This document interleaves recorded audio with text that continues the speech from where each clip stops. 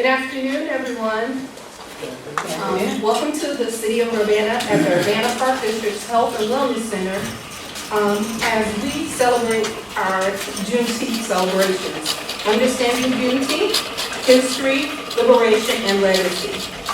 I'm going to introduce myself because I'll be before you a little bit this afternoon. My name's Lynn White, and I am a mother of two beautiful daughters. I am a veteran of the United States Navy. I have a bachelor's degree from the University of Illinois in history, and I'm a native of Chicago, Illinois. So we're going to start off our events this afternoon, and we want to thank Tom for spearheading everything and getting everything together and working in order. The Emancipation and the Origins of Juneteenth. And this presentation will be by Dr. Angela Diaz, Associate Professor of History. I wonder if I had her as an instructor. And she's from the University of Illinois. So put your hands together as she comes. Hi everybody, thank you. I'm gonna do my timer. I'm gonna start my timer so I don't go over. My name is, as she stated, Angela Diaz, and this is actually I just finished up my first year of teaching at the University of Illinois, so I moved here last August, and I'm very happy to be here. And I'm also very happy to be here celebrating Juneteenth with all of you. So my presentation had a fancy PowerPoint, but the fancy PowerPoint's not going to work because we don't have power. Is that correct? Yeah. Okay, so we're running on a generator, but the generator, I guess, doesn't, I don't know, because the projector's not working. Anyway, but that's okay, because we're going to do it live. So, first I'm going to start out by talking about emancipation and how emancipation actually happens during the U.S. Civil War, and then I'll talk a little bit about the United States Colored Troops, the USCT, which is African American troops that fought during the Civil War. I'll talk a little bit about how that's connected to emancipation and the Emancipation Proclamation, and then I'll finish up by talking a little bit about where Juneteenth starts. So first and foremost, emancipation. The most important thing to understand about, how many of you know about the Emancipation Proclamation? Raise your hand. Everybody knows. Of course, Illinois, right? And unless you can guess who actually wrote that. Anybody can guess? Abraham Lincoln, yes. Yes, he did. He did write that, the Emancipation Proclamation, which is officially it goes into effect in 1863. But emancipation actually begins long before that, and it begins with the enslaved themselves in the South. I'm sure many of you have heard things that, the slaves freed themselves, which is very much true, or that the Emancipation Proclamation doesn't actually free everyone in the United States, which is also true. It doesn't. It frees slaves in the states in rebellion, which is how they classified the Confederacy. But emancipation really does begin with enslaved African Americans, and we actually know the names of those who really first started the sort of wave of what historians sometimes call self-emancipation, which means that I'm freeing myself. So, in the middle of the night on May 23rd, 1861, which is just about a month after the start, so the first battle of the Civil War, there were three gentlemen, one Frank Baker, James Townsend, and Shepard Mallory, who snuck away from the place where they were enslaved, and they commandeered a small boat and crossed the waters at Hampton Roads, Virginia, to Fortress Monroe, which was still in Union hands. And they essentially presented themselves to the Union and to the commander there, whose name is General Benjamin Butler, and they were there to be free. They were coming to Union lines to seek their freedom. Benjamin Butler was an abolitionist. He did not believe in returning enslaved people back to their owners. There were those generals who did do that, but Butler was one of the ones that refused to do that. And within a month of these three men coming to seek freedom at Union encampments in Virginia, by July 1861, 900 refugees had showed up. By August, 10,000. So enslaved people knew that this war was going to determine the fate of slavery, even if perhaps the Union, Abraham Lincoln, and others were not yet ready to face that reality. And when we talk about enslaved people freeing themselves, when we talk about emancipation beginning with the slaves, is that puts pressure on the Army, but then that also puts pressure on Congress and the President to do something. They're the ones that essentially force the issue. You can't send tens of thousands of people back to the plantations. And so what to do? How do the generals make it so that they don't have to do that? Benjamin Butler, being quite clever, decided that he's going to take plantation owners, slave owners at their word. All right, you're going to treat these people like property. You're going to buy and sell them like property. Fine. Then we as the Army are going to treat them like property that you are using to commit war against us. Under the rules of war, you can confiscate the property of the enemy.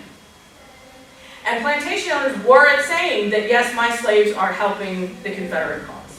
And so they became known as contraband of war. So that generals would not have to send them back. And that actually is something that they decided in the field on their own. Congress did not approve of this. Congress actually had to be, once again, forced by the generals, by the enslaved themselves, to deal with it. And they deal with it by creating acts. The first Confiscation Act, which essentially states that, yes, if the Confederates are claiming that these people that they're enslaving are property, then yes, they can be confiscated, and their ownership of that property is voided. And then the Second Confiscation Act, which actually made it essentially the Second Confiscation Act commanded that officers were not able to send enslaved people back to their owners.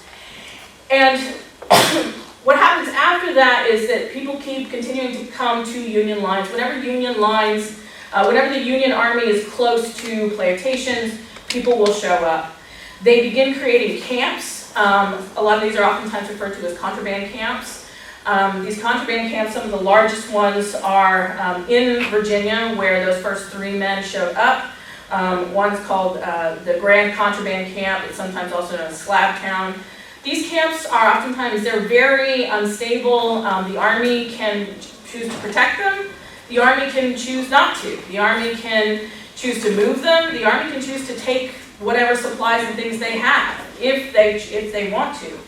And formerly enslaved people are also put to work by the Army.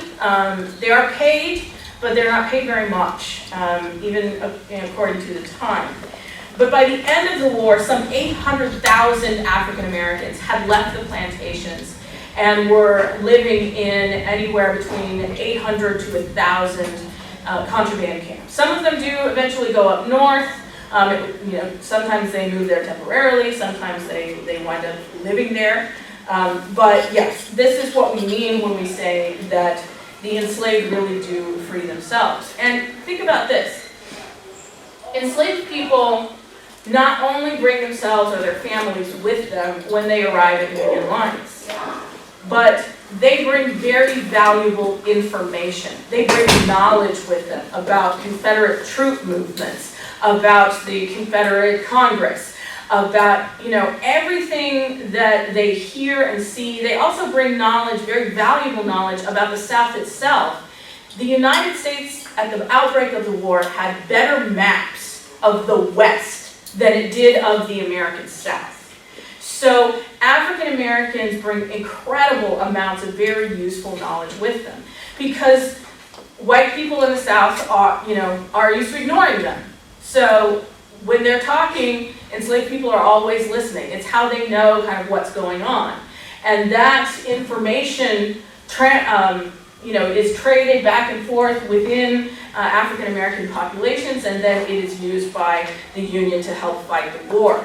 So they're a very valuable, group of people to the Union war effort that they, of course, also believe in.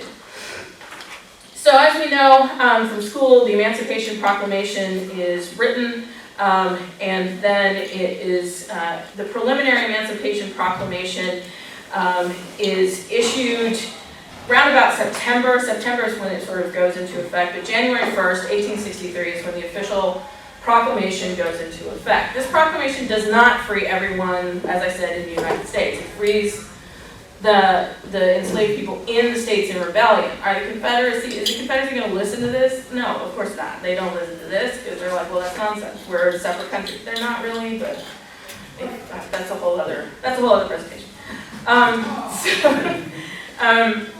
So what the things that the Emancipation Proclamation does in addition to that is one of the things that I think is perhaps the most valuable thing coming out of the Emancipation Proclamation, which is the creation of the United States Colored Troops.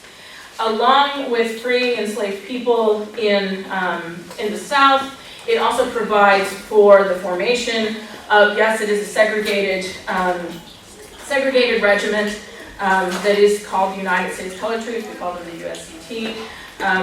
And this allows for African American men to fight in the Civil War on the side of the Union for themselves and for their families. Roughly about 160,000 African Americans will serve in the Civil War from 1863 on into the end of the war in 1865. Of those 180,000 or so, 93,000 of them are from the South. So it stands to reason that a large majority of them were probably enslaved at some point in their lives. And when I talk about this in class, I always ask the students, I'm like, imagine that. Imagine having been enslaved. Imagine having freed yourself. And then imagine marching back into the place where you were enslaved as an army of liberation for your own people. I mean, and for many of them, for some of them, they are marching back into the South to retrieve family members. There's one gentleman by the name of Spotswood Rice, who's quite famous for some letters that he wrote his former owner, basically saying, how dare you hold my children, and writing his children as well, saying, I'm going to come and free you. As a soldier, as your father, I am coming to get you, right? And so really, their inclusion in the war changes it to a war of liberation in ways that perhaps people within the Union and people within the Confederacy had not really even thought of in 1861. They faced significant challenges that white soldiers just did not face. They were oftentimes, initially they were underpaid. They were not paid as much as white soldiers. Eventually they will be paid as much as white soldiers. There's also pervasive, of course, racism that they have to confront. White Americans did not think that black men would be able to fight in the war. They thought that they would be cowards, that they would run away. From my perspective as a historian, I'm like, think about all the things that many of them have had to suffer throughout their lives. No, they're not going to be cowards. They're not going to be afraid, to face violence, because many of them have faced violence their entire lives. So, and that is very much true in terms of what happens when they actually do get into battle. Some of you may know probably one of the most famous and the first regiment, which is the 54th Massachusetts. This regiment was immortalized in the movie Glory. If you haven't seen it, I highly recommend it. It's a fantastic film. They're, of course, not the only one. Illinois also, there were several regiments that came out of Illinois, and there are a couple of, I think, burials here in the cemetery that are United States Colored Troops veterans. I forget exactly what part of the cemetery they're in, but they are here. So they do go into battle. They prove themselves in battle, and they're not allowed to be officers, but non-commissioned officers, there are several who are promoted to non-commissioned officers. The thing that they face that is unique to them as opposed to white soldiers is that the Confederacy considered them to be enslaved people that are in a state of insurrection. And what that meant was that they essentially considered them to be runaways or people that would be re-enslaved. So many of these men not only risked potentially being captured as POWs and being killed on the battlefield, but they potentially risked being re-enslaved. And also many Confederate soldiers, would kill them on sight, whether they surrendered or not. So, there are dangers that enslaved men, or formerly enslaved men, had to face that white soldiers did not. But they, did gain a reputation for their bravery, for their professionalism in combat, that really did away with that idea that they might be cowards. And then Grant, quite famously, Ulysses S. Grant, at the end of the war, credited the United States colored troops with helping turn the tide of the war itself. They were a needed, population of, that they were then able to use. They were then able to use to great effect in the war. So the war ends. The war ends in, usually we say about April 1865, when Robert E. Lee, who is commanding an army for the Confederacy, surrenders to Ulysses S. Grant at Appomattox Courthouse in Virginia. Many enslaved people had already been emancipated by the time we get to 1865, except for the enslaved people in my home state of Texas. And that is when, June 19, 1865, a general by the name of General Gordon Granger arrives in a small town, basically on a sandbar in the Gulf of Mexico. It's called Galveston, Texas, and he is there to formally proclaim emancipation for the enslaved people who were living in Texas. And during the war, the enslaved population of Texas actually grew because white enslavers would force their slaves to go to Texas to keep them from being emancipated. So this is also one of the reasons that they have to formally proclaim emancipation in Texas. And they do actually go throughout the plantation districts and proclaim emancipation. And that's where we get the Juneteenth from. I'm sure many of you are aware of that. The first, and I also like to say that this is probably one of the greatest things to come out of my home state is Juneteenth, so I'm very proud of that, that it does come out, and it is celebrated there.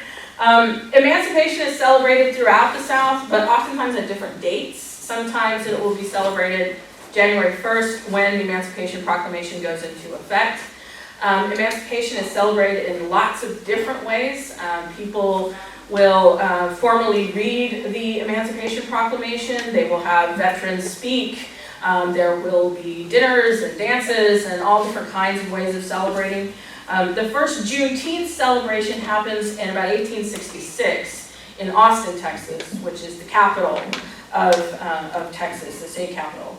And then from there, by 1872, it actually is really kind of recognized in Texas as a date that people celebrate the end of slavery. They celebrate with, like I said, all different kinds of things in Texas. It's a barbecue, which is, one of the state's favorite things in Texas. There will be bands that play, there will be parades. All of these things happen. Juneteenth eventually starts to kind of become more popular as you get the Great Migration, which is in the 20th century, when African Americans leave the South because of segregation and because of the incredible violence there, and begin to move to many northern states and many states out west. And they all people start to talk, and Juneteenth sort of slowly starts to take over. I think in part because January is cold and June is supposed to be nice most of the time, and it's a good time for a party, and that's also, I think, partly one of the reasons. But yes, after that, Juneteenth takes on more and more popularity, and then now, of course, we have this wonderful holiday that we can all celebrate and be proud of. So thank you. That is my talk for today. I'm 2 minutes shy of the 20-minute limit. So thank you all, and have a happy Juneteenth.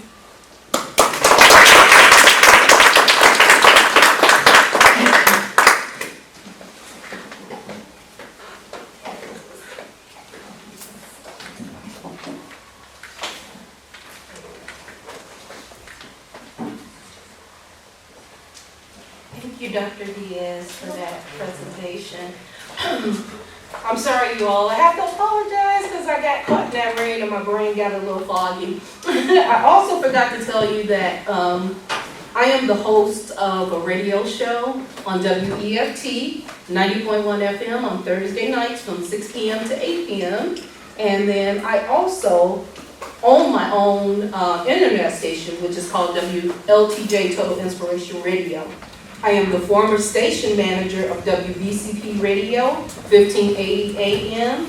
I did that for 11 years, so I've been in radio about 14 years. Also, I wanted to acknowledge the whole Juneteenth committee. Chandra Bishop, Larry D. Boone, Carla Boyd, Bridget Brohan, Raphael Choi, LaShondra Cunningham, Damon Day, Vivian Krishner, excuse me if I mess up your name, if I butcher your name, Zachary Macklin, Aquina Litter, Dwayne Smith, Ronja Turner, and we also want to acknowledge our two signers, Janice Swift, who started off, and Brett Long.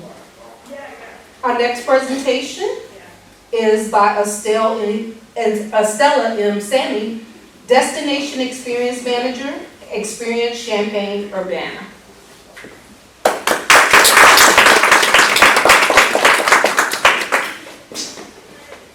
I also had a fancy presentation, but you only get me now. So, alright, hi everybody. Like she said, my name's Estella. I am the Destination Experience Manager at Experience Champaign Urbana, at least until next Friday, until I go off into my next adventure at Clark Lindsay, where I will be their Resident Engagement Coordinator. So the Heritage Trail means so much to me, so I still love to be able to share the information about it. So that is what I am here to do today. Outside of work, I am a Parkland College student, getting my associate's degree in marketing. I am a Swiftie at heart. I love Taylor Swift. Usually I'm reminiscing about my Eras tour experience. And then I also love Air Supply, the old Australian band. Mm-hmm. Yeah, I've seen them 3 times. Every year I go. It's a girls' trip. So that's just a little bit about me. I am unfortunately going to refer to my phone just to keep me on track, because I did have a presentation, okay? I'm like an audience engager, so you guys don't really have to stay quiet. I feed off energy. So if you guys want to say something, We can chat, okay? Okay. So just, if you want to show hands, how many of you know about the Heritage Trail? All right. Did you just go like this? I've only lived here 3 years. I barely know how to stuff in the town. I was all right, so the Champaign County African American Heritage Trail was created as a celebration of the African Americans in our community. So when I say Champaign County, it really is Champaign County. It is not just Champaign Urbana. We have, if you have seen some of our signs throughout town, we have markers in places of significance. So in downtown Urbana, we have one for Urbana Black businesses on Main Street, right in front of, what is that? I forget the name of the old gallery theater. But we also have one in front of Grange Grove, for example, or Bousfield Hall. So those are all part of the African American Heritage Trail, which shares the information that happened at that place of significance. On that sign, we do have a QR code. You can scan it with your phone, and it'll take you to our website where you can find more information. But the Heritage Trail started in late 2020. In 2020, not only did we have that wonderful pandemic that sort of shifted lives, I graduated high school in 2020, so that was really fun. But there was also the murder of George Floyd. And with that, a lot of organizations began releasing statements and we not only wanted to release a statement because you can only do so much with a statement, we wanted to actually do something. So the Heritage Trail was inspired by a mural done by Angela Rivers that she did in 1978 that showed the history of African Americans in Champaign County from Africa to Champaign County. So it stayed on the corner of Park and 5th Street until 2011 when the building was demolished. And then when it was gone, there wasn't really anything else like it to show that history. So as we began having talks, it started as the idea of just one mural, and we began researching, and there was so much history that we found that we decided one mural wasn't enough to do justice to everything we were learning. So that is how we evolved into the trail, which I say you can follow those signs, like I mentioned, or you can follow it on our website. We do have a really cool website where we have a timeline. You can follow, we have an interactive map. We also have points of pride. So if you guys are interested in learning more, I do highly recommend checking out our website, which is ccafricanamericanheritage.org. So that is just a little background about the Heritage Trail. So we started it in phases. We are officially closing out phase 1, where we were able to install all of our signs, really learn all of that information. We relied on our 2 historians, Angela Rivers, who created that mural, and Barbara Suggs Mason.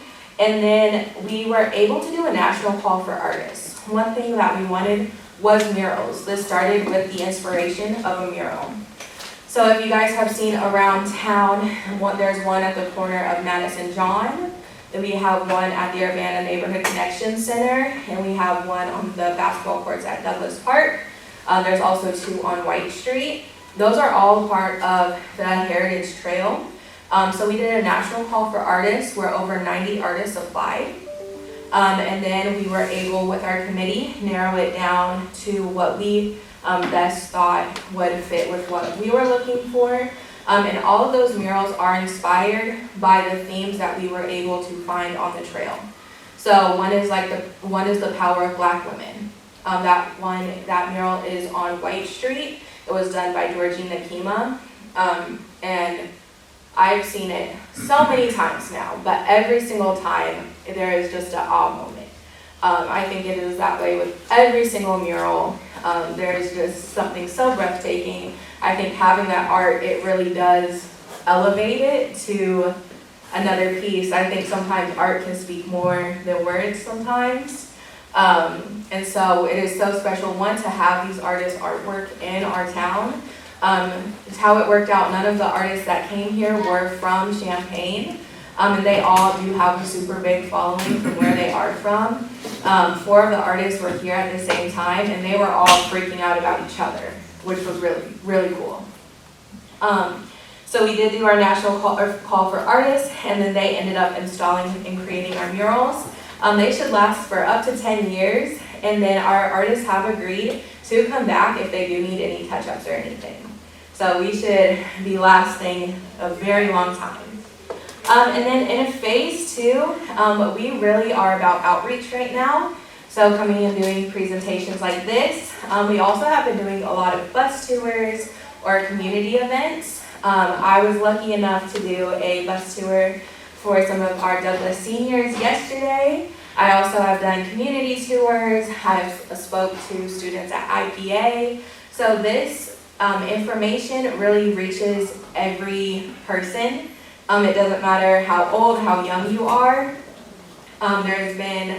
There's a way that every person can learn this, and we do really try and formulate it so it gets into their brains in a way that they can understand, which has been really cool. And we are also trying to create our own curriculum so we can get this into the schools. A lot of kids don't know this information. I know just on my end of things, I didn't know a lot of this information when I first began. I didn't even know about the Tuskegee Airmen, which happened at Chanute Air Force Base, which is in Rantoul. And whether it just is I wasn't paying attention in school or school didn't teach it, I think for me, that was very eye-opening, and knowing like, oh, I need to pass this down to younger generations. I think at this point of our lives, this is all of our jobs to learn this history and then pass it down, because right now, this is a history that's trying to be erased. And so we have to do our due diligence, we have to speak up, we have to make sure nobody forgets this history. So we're trying to implement it into our schools. I think there was one time where there is a mural that we have, and it's a little girl, and she's reaching her hand up, and she has her hair in braids, and she has a bow in her hair. And at every mural, I ask, what do you guys see? And this is a group of second graders. And one raises his hand and goes, Ruby Bridges. I have seen that mural more times than I can count, and I never even thought of that. And the second grader, just first glance. So I think that goes to show just no person is too young to learn this. So we got a lot of our information from our collaborators. So that included, oh my goodness, sorry. I usually bring an iPad, not my phone. The phones are awful. So we had a lot of collaborators that we had. So we had a lot of just conversations with people who have lived this. I've had a lot of interactions, just if it's people on tours or people I'm just meeting, and they have so many stories, which is so cool just talking to people about. And then different academic institutions, and then just our archives. So the Urbana Free Library, they have a really good archives, and then the University of Illinois. So that's just how we got some of our historical research. We also have a lot of partners. We were able to have a committee, which had a lot of different community members from a lot of different areas in life. Some were teachers, some worked for park districts, some were retired.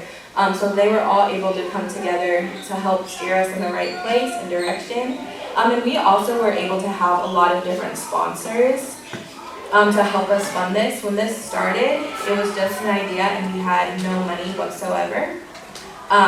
We were able to get to the point where we have 24 markers in the county. We have completely redone an entire park.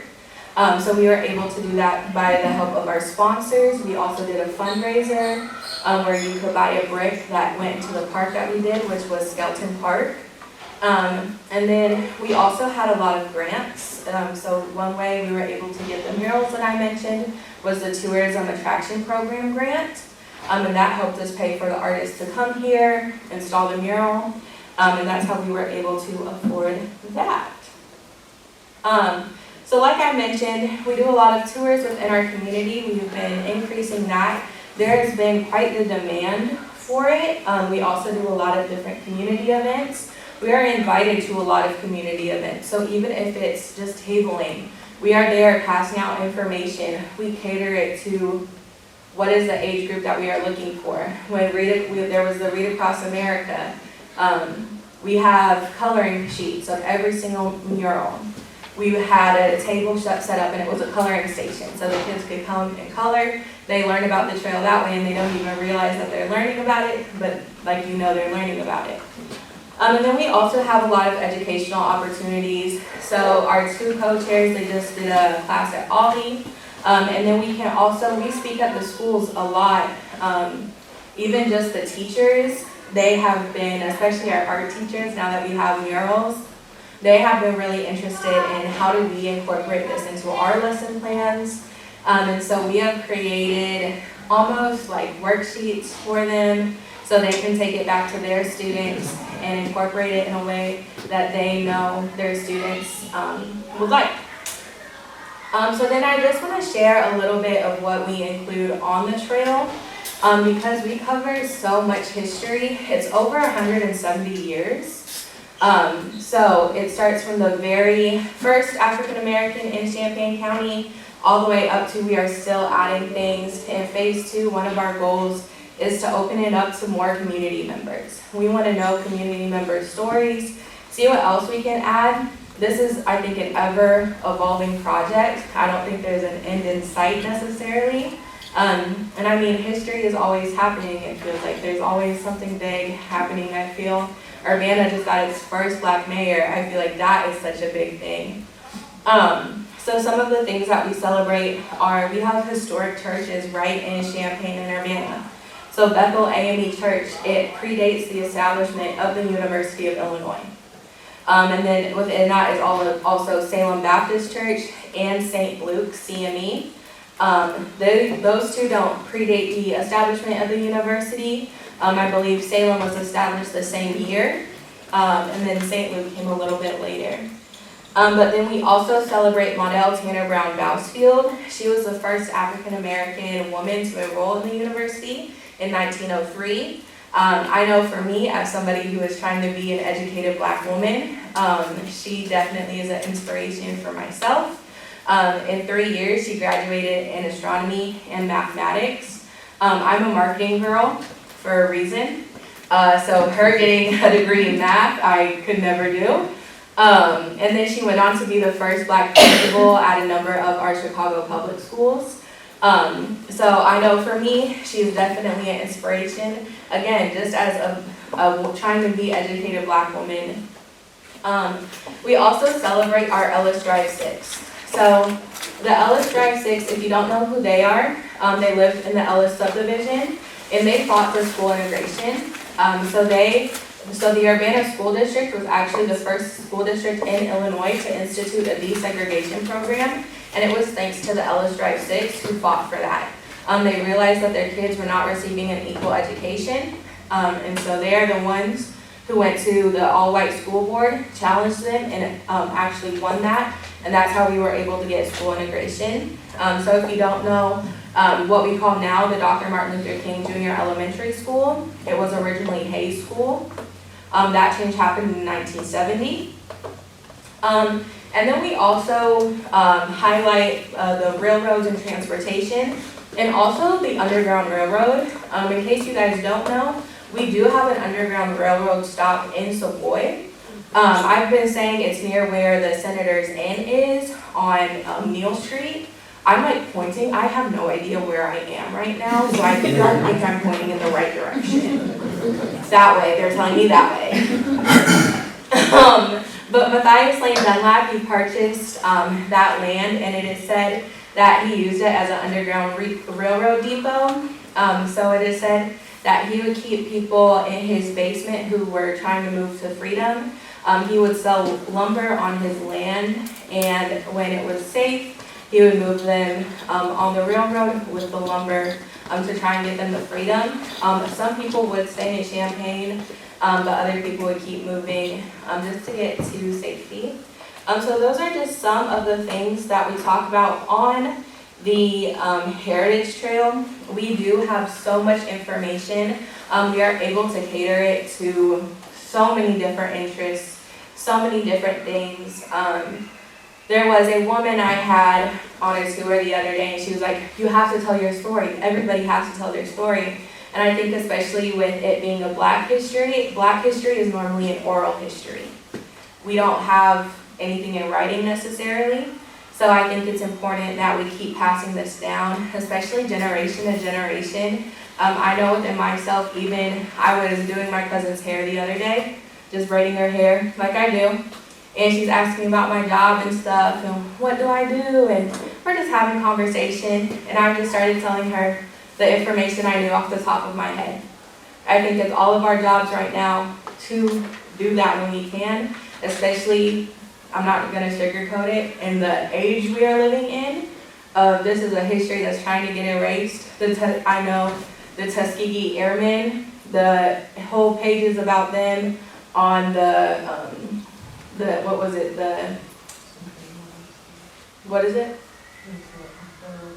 Yeah, on the federal website, that entire page went down. I know when I saw that, I was so heartbroken.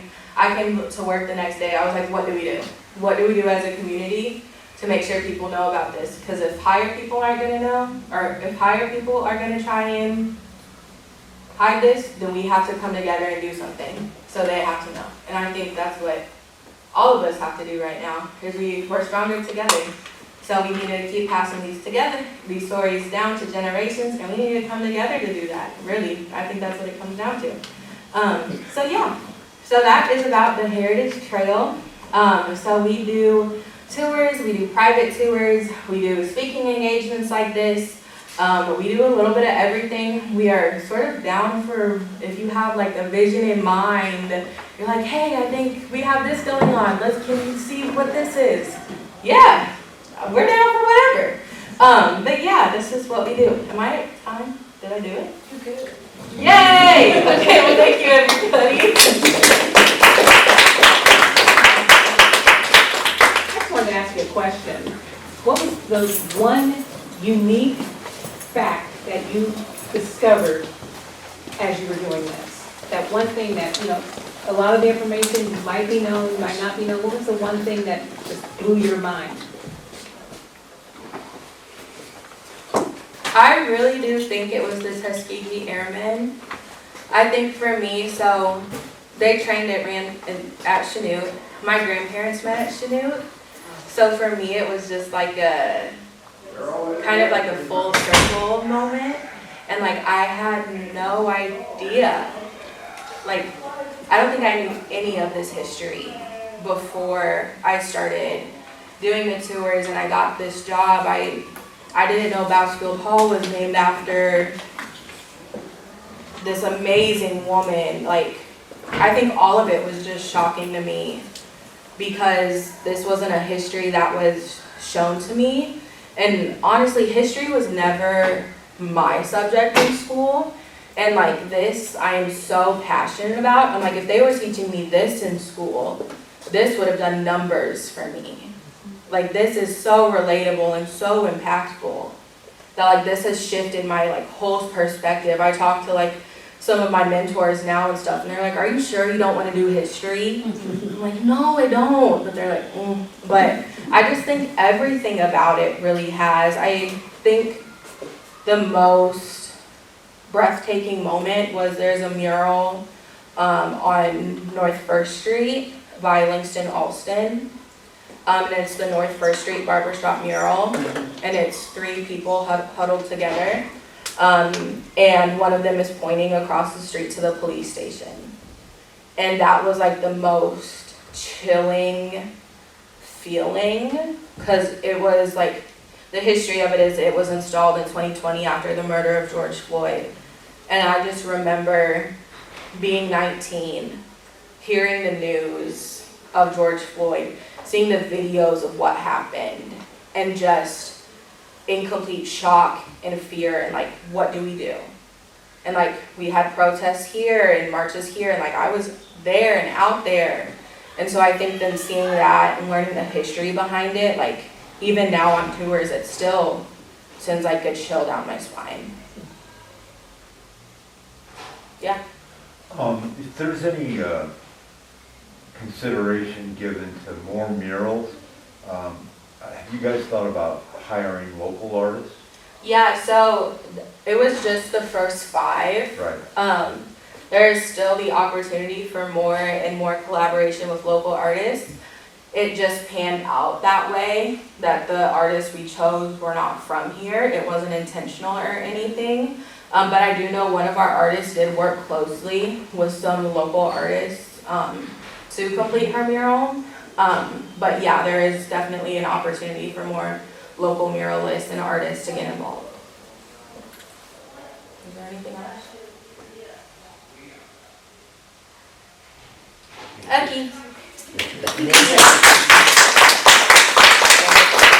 you. Hey, excuse me. But Stella, thank you for that. I'm a history major, so you need to go back and minor in history. No? We'll call it something. Well, look, that was very informative because you said some things that I wasn't even aware of, and like I said, I'm all into history and yeah. So thank you for that. All right, you all, we're gonna take a break. I know you all might be tired of sitting for a minute. Stretch your legs. There's refreshments, and we'll rejoin back at 2 o'clock. Yeah. When it's ignoring me, I was like, Okay.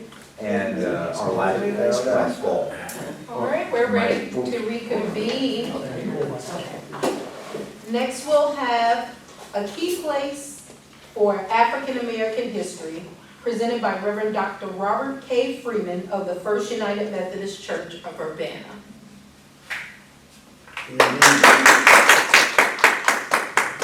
Sorry about that, I wasn't ready. Now I'm ready. Well, good evening, everyone. Can I move this closer? No, that's right. Basically, I want to talk to you guys about a key place in the city of Urbana. But let me first just offer again thanks for the committee, the Juneteenth committee, for allowing Pastor Freeman to speak. And let me make sure I stay on script because we have a signer that's going to keep me accountable for what I say. Good afternoon, everyone. We gather today to celebrate Juneteenth, a day of freedom and a reminder of the ongoing fight for equality and justice. This day commemorates the emancipation of the slave people in Texas. But it's also a time to remember the struggles and achievement of those who came before us. Let us remember the history, reflect on the progress that we have made, and commit ourselves to the building a more inclusive and just future for everyone. Suppose that what I offer today is a simple reminder that as we hold space to celebrate Juneteenth, let's remember the journey towards justice is far from over, and that liberation has not really come for many. As the late Fannie Lou Hamer shared in her 1971 speech, nobody's free until everybody is free. So let us concentrate this occasion or this day, and I share my words today, as a moment to celebrate the liberation in progress. I arrived here in Urbana, the Urbana community, in 2017. That is when I had a meeting with the late Maynard Bridgeford. Maynard was the founder of the archives for the University of Illinois, and the past pastor of Bethel AME Church, the Reverend Larry Lewis. This is when I learned much about the church that I was coming to pastor. I learned about when I learned about, I should say, I found a typo in my own writing. When I learned about the real legacy of African American, these persons of African American descent, who were actual members of Urbana First United Methodist Church, and their contribution and being a faith community known today as Bethel AME Church. This is not on the script, so I apologize to my son. I can wing it. Thank you, okay. And so I'm here as someone who is yet learning the rich history of Urbana. As this conversation began, with the help of Maynard Bridgeford, it began to help me compile information. I got raindrops on my glasses, information regarding the life and legacy of African Americans within our own church and community. Let me first give you a historical sketch of the Urbana First United Methodist Church. Methodism really has its origin in Champaign County in the local efforts of one James Holmes, a local preacher, who came to the settlement in the autumn of 1835. In the pursuit of his business at the millwright, seeing an opening for evangelical work among the scattered settlers, like the true missionary, he accepted the call to set about the master's work. A series of meetings in a log schoolhouse a few miles north of Urbana resulted in assembling a few who would call themselves Free the Wrath to Come into a class in 1836. The germ that thus planted grew, and a I should say a germ, let's call myself, the seed that was planted grew. And a camp meeting held near the city in 1839 resulted in the formation of another class among the persons whom we know lived in Urbana. The movement now attracted the attention of the Elder Great Rivers Conference and a session held in Bloomington in 1839. Sent to Urbana Mission was the Reverend Arthur Bragg Shaw, who became the first settled pastor of the county. He is important because he's the one who reached out to the African American community. Amen. The first pastor of white color that we know of in Urbana that began to work and include African Americans. He only made 1 year, I wonder why, but he returned in 1841. During his pastorate, a small wood meeting house was erected by the joint labors of pastors and people. And that first log cabin was being built in our archives by African Americans who worked in the mill. During the pastorate, a small wooden meeting house was built. The society grew and received accessions each year until the 1850s. A movement was set on foot providing greater facilities and public ministry of the word. And so on July 27, 1855, the cornerstone of the new structure was laid. The following year, it was enclosed and finally completed and dedicated in 1859 by the Reverend Peter Cartwright, who was one of the circuit riders of Methodism in Central Illinois. Since 1890, a movement was started to meet the growing demands of a society for better church facilities, which languished for many months until December 17, 1892, when J.C. Sheldon, who was the president and board of trustees, came to rescue with an offer, which was greatly accepted, to erect and close the walls, leaving the society and its friends to complete the building. Sidebar, J.C. Sheldon was the one who had the brickyard here in Urbana. And that's where a lot of African Americans worked, in the brickyard here in Urbana, which built our third edifice. And so from then, since the passing of Maynard Bridgeford, we currently are completing the list of the African Americans who were part of the first wave of Methodism by the first pastor sent, and also the ones who worked in the mill and the ones who worked in the brick company, and also African Americans who were just members of the church.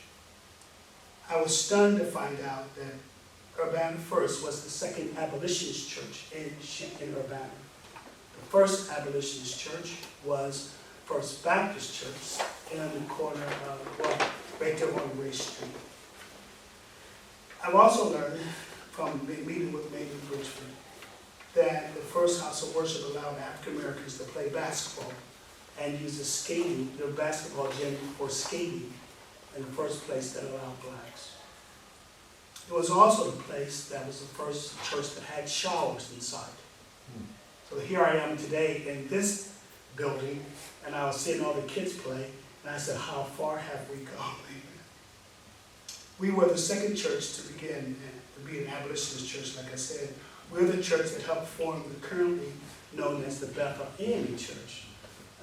Members of our church felt it necessary for them to form their own church, and so they went and helped to form the Bethel Inn Church, which is the historically oldest black church in Champaign, Urbana. Also, we found something that's richly blessed that most people don't realize. We are the only church in town that has the actual drawings from Jesse Owens, the track star. He was a full member of our church, and in 1948, Jesse Owens left his paintings to the church, and so now we have a church that has been identified by the Jesse Owens Foundation as a historical site.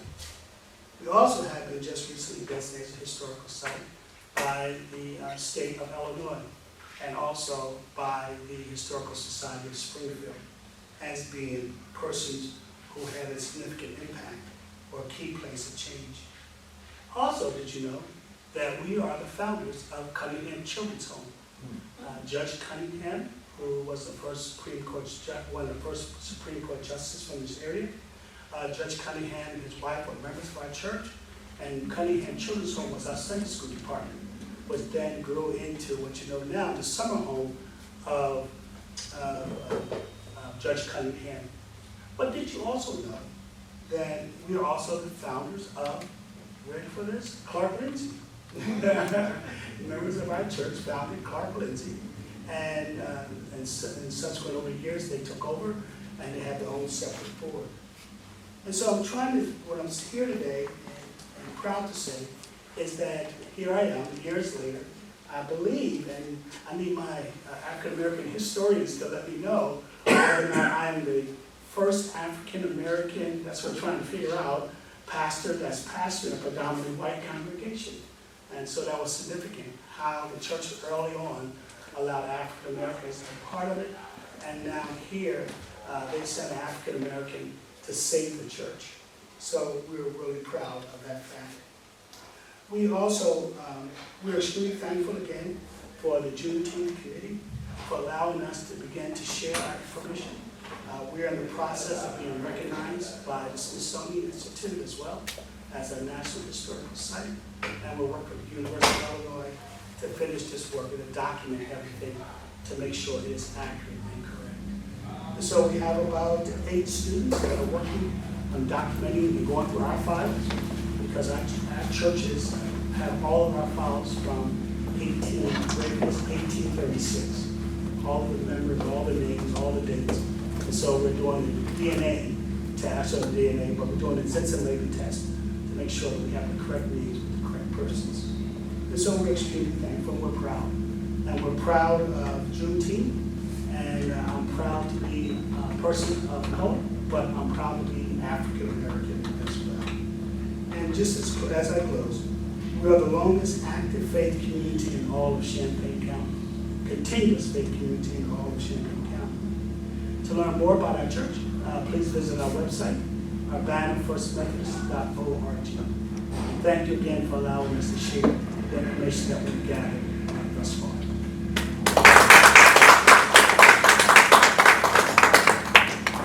Any questions?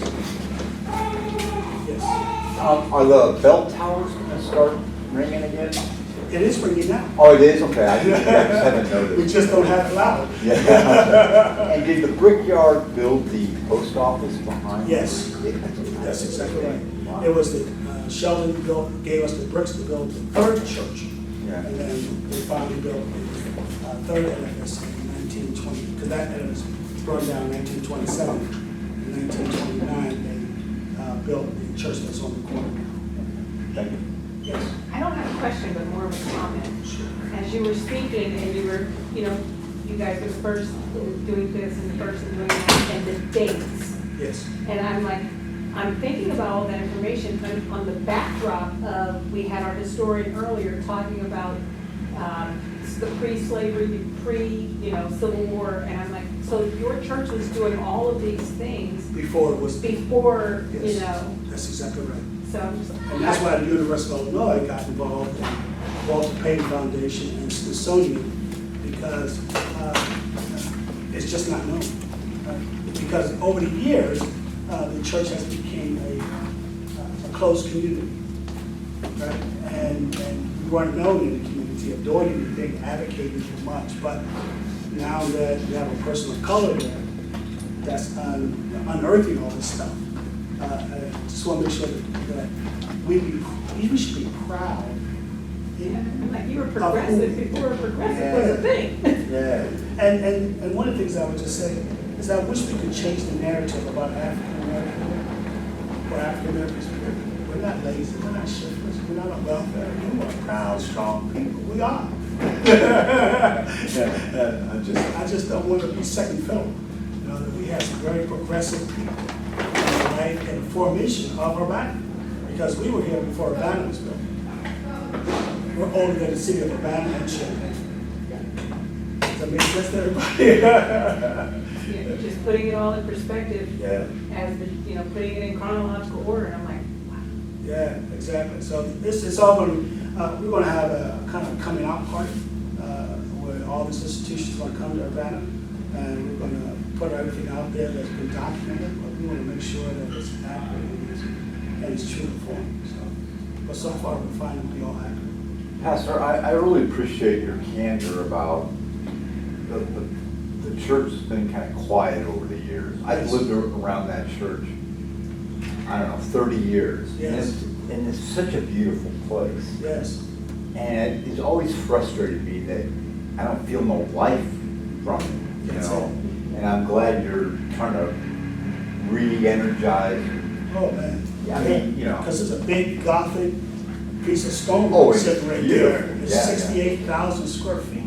That I drew that. Yeah, and so right now what we've done is we turned it into a community center. Great. So the Eastern Star and Masons, 3 theater companies meet there. We have 3 churches that meet there. We have we used to have a plethora of people. Choir. Pardon? The People's Choir. I mean, just making it more community friendly because we were a bougie white church. Makes sense? Any other questions? Thank you. All right. Oh, I'm sorry. I'm all over your. I'm all over your parade, right? You're fine. All right, preacher, sit down. Janessa's here, so come on now. Hello, my sister. Thank you again to Reverend Dr. Robert K. Freeman of First United Methodist Church of Urbana. It's been a wealth of knowledge being here this afternoon, seeing how things tie in. Stella, you're going to be working at Clark Lindsay, so now you know a little bit of the history. So it's just amazing how everything ties together. Okay, we're going to deviate a little bit. We're going to go back to what we originally were going to start off with. We have music presentation by Dr. Janice D. Mitchell, Executive Director of Urbana Neighborhood Connection Center.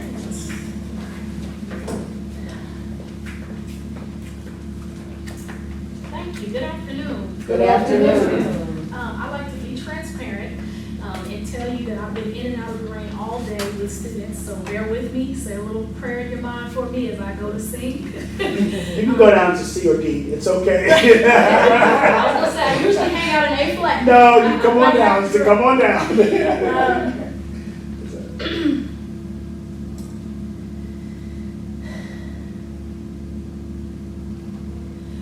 I was born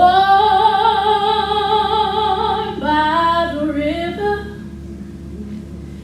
in a little tent, and oh, just like the river I've been running ever since. It's been a long time coming, but I know a change gon' come. Oh, yes it will. It's been too hard living, but I'm afraid to die, 'cause I don't know what's up there beyond the sky. It's been a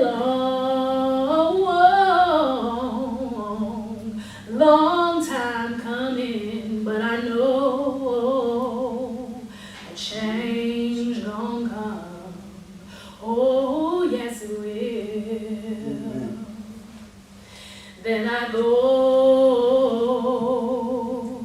to my own brother and I say, brother, help me please. But it winds up knocking me back down on my knees. Oh, there's been times when I thought I wouldn't last too long. Now I know I'm able to carry on. It's been a long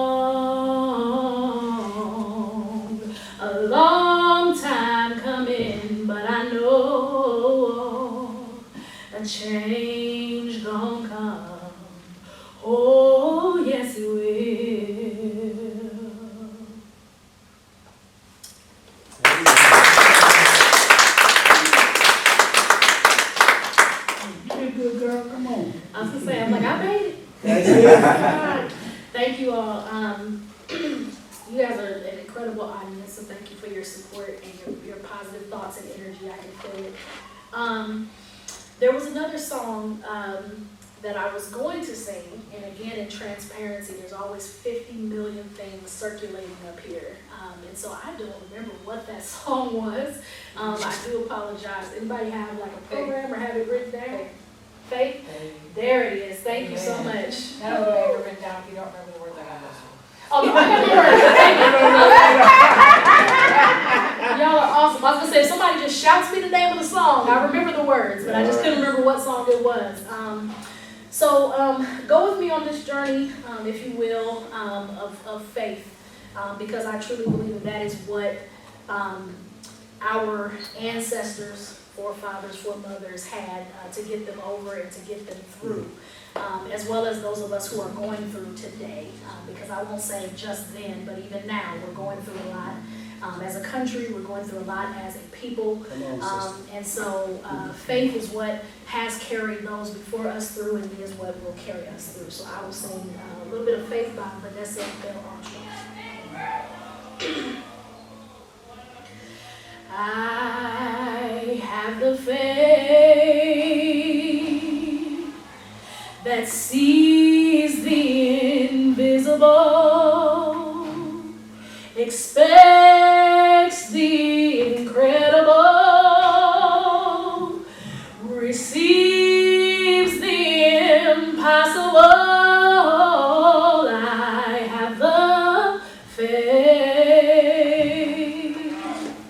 that can conquer anything. I have the faith that uproots my problems.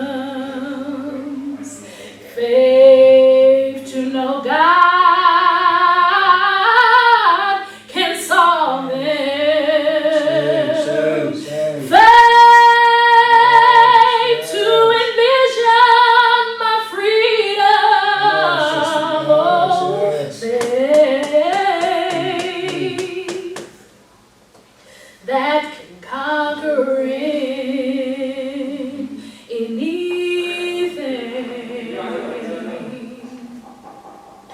I have the faith that sees the invisible, expects the incredible, believes the impossible.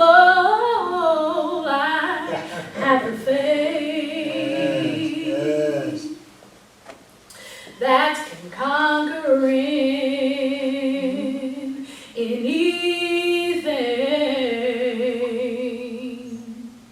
Faith to remove the unmovable. Faith to fight the unbeatable. Faith to receive the impossible. Faith that stands the invincible. Faith that can conquer anything. Come on, you say you were sick? Come on, bro.